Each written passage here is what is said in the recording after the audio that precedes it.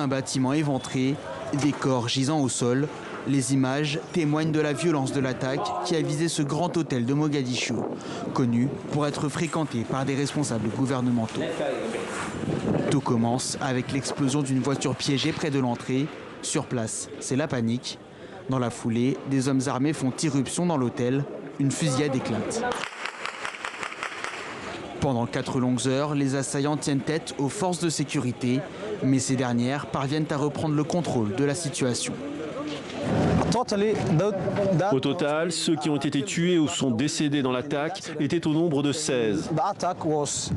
11 d'entre eux étaient des civils somaliens et 5 des terroristes. Les djihadistes Chebab, affiliés à Al-Qaïda, revendiquent cet attentat.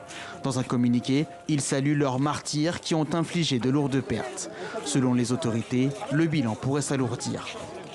L'attaque de dimanche soir intervient dans un contexte de regain de violence terroriste dans la capitale somalienne. Un autre attentat suicide avait frappé ce restaurant de Mogadiscio le 3 août. Puis lundi dernier, une fusillade à la prison centrale menée par des Chebabs incarcérés avait fait au moins 4 morts.